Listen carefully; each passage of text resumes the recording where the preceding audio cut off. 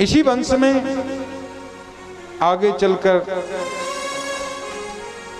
एक और राजा हुए जिनका नाम है पृथु। पृथु महाराज यज्ञ करते हैं और कर्म के प्रति लोगों को प्रेरित भी करते हैं। हम लोग कर्म तो करते नहीं, भाग्य को दोष देते हैं। काल ही कर्म ही ईश्वर है, मिथ्या दोष लगाए। पृथु महाराज यज्ञ करते हैं, लेकिन यज्ञ के माध्यम से कभी कभी हिंसा भी कर देते हैं।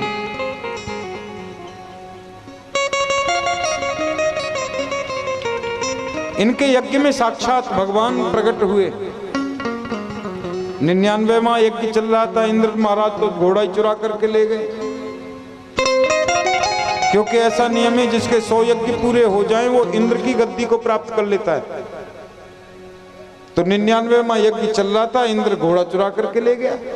यज्ञ घोड़ा ही नहीं होगा तो यज्ञ कहां से पूरा होगा।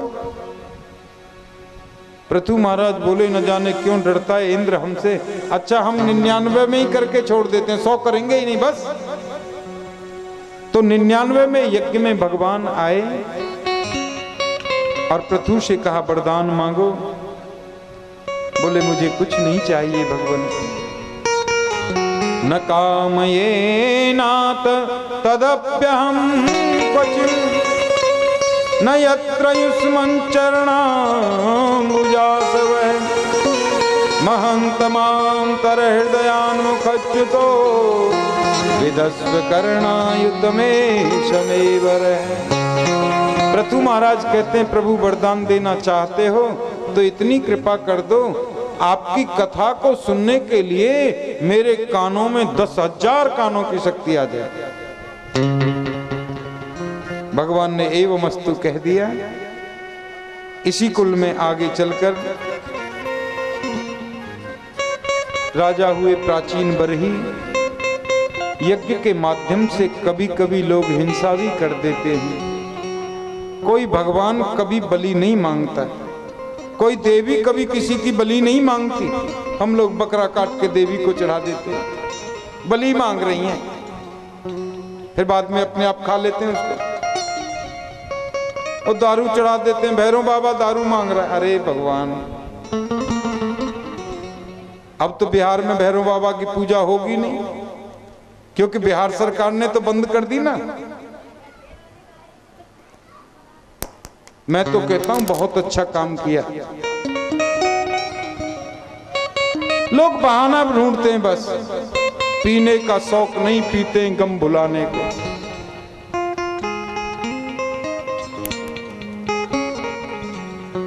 और ये दायित्व तो हम सबका बनता है, माताओं का खासकर। एक बात कहूं आपसे, केवल ईंटा पत्थर के मकान को मकान नहीं बोलते। मनुस्मृति में लिखा है गृहिणी गृहम मुच्यते, गृहिणी ही घर कही जाती है। माताओं का ये दायित्व तो बनता है। मातृशक्ति में बड़ी ताकत होती है। माता चाहें तो घर को स्वर्ग बना सकती हैं, माता चाहें तो घर को एकदम बैकुंठ जैसा बना सकती हैं, भक्ति भाव का माहौल। अच्छा आप लोग तो एक काम करना शुरू कर दो बस, और प्रैक्टिकल की बात कर रहा हूं, कुछ लगना नहीं है उसमें। मेरी बात को मानोगे तो डबल फायदा होगा। आप तो रोटी तो बनाती हैं ना घर में, चूल्हे पर गैस पर जैसे भी बनाती हो, भोजन बनाती हैं। देखो भोजन बनाते समय ओम नमो भगवते वासुदेवाय का जाप करो, करके देख लेना, मैं बता रहा हूं आपको। एक दिन भोजन कल ही कर लेना आप तो बेशक से सुबह को। एक दिन भोजन बनाना ओम नमो भगवते वासुदेवाय का जाप करते हुए, फिर उस भोजन को अपने घर के परिवार के लोगों को खिलाना। देखो जो आप कथा सुन रहे हो ना, उसका फल भी उनको मिलना शुरू हो जाएगा। पक्की बात है ये। उनके हृदय में भी भक्ति जागृत होने लगेगी। और दूसरे दिन भोजन बनाना कभी फिर कथा पूरी होने के बाद, और कोई गंदा सा फिल्मी गीत गाना फिर भोजन बनाते बनाते, अखियों से गोली मारे। बोलो जय गोपाल जी। हाँ, ऐसे गंदे गंदे भद्दे भद्दे गीत चल रहे आजकल।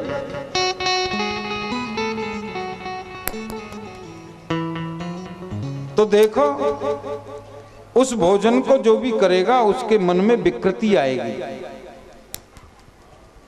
और कीर्तन करते करते, भजन करते करते यदि भोजन बनाओगे तो घर में शुद्धि रहेगी। फिर मीट मांस शराब आदि का सेवन आपके घर में नहीं होगा। घर में, हर घर में छोटा मंदिर होना चाहिए, हर घर में जोत बत्ती सुबह शाम जरूर जलनी चाहिए। और रामचरितमानस में तो गोस्वामी जी लिखते हैं, तुम ही निवेदित भोजन करही, प्रभु प्रसाद पटभूषण धरही। भगवान को भोग लगा करके आप भोजन करो, तो देखो गंदी चीज घर में आएगी ही नहीं। पक्की बात है ये, क्योंकि अशुद्ध चीज का तो भगवान को भोग ही नहीं लगता। अगर आप ऐसा करना प्रारंभ कर दो तो मेरा कथा सुनाना सार्थक हो जाए और आपका सुनना सार्थक हो जाएगा। तो प्राचीन बरही राजा यज्ञ के माध्यम से हिंसा करते हैं, बलि चढ़ाते हैं। नारद जी पधारे उनके यज्ञ में, और प्राचीन बरही को बोले, देखो ऊपर आकाश में देखा तो कोई बल्लम लेके खड़ा है, कोई परसा लेके खड़ा है, कोई बंदूक तान करके खड़ा है, किसी ने तलवार ले रखी है, कोई धनुष बाण, कोई गदा। प्राचीन बरही बोले, ये सब मेरी तरफ क्यों देख रहे हैं? बोले, ये सब वो जीव हैं जिनकी तुमने बलि चढ़ाई है, इंतजार कर रहे हैं, ऊपर आओगे तो फिर बदला लेंगे, क्योंकि किए का फल तो भोगना ही पड़ेगा। चाहे देवी का नाम लेकर के काटो, चाहे किसी और का नाम लेकर के काटो, जीव हत्या का पाप तो लगना ही लगना है। लिखा है, अवश्यम एव भोक्तव्यम कृतम कर्म शुभाशुभम। किया हुआ तो हर हाल में भोगना पड़ेगा, उसको कोई नहीं रोक सकता, भगवान भी नहीं रोक सकता।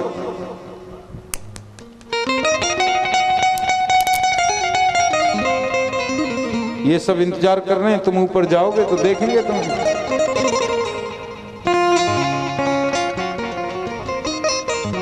बोले, महाराज गलती हो गई। नारद जी ने एक उपाख्यान सुनाया प्राचीन बरही को, इसको बोलते हैं पुरंजनोपाख्यान। राजन, हम लोग मातृगर्भ में जब होते हैं तो भगवान का बड़ा भजन करते हैं, हे प्रभु एक बार इस गर्भ से बाहर निकाल दो। गर्भ में बड़ी तकलीफ होती है।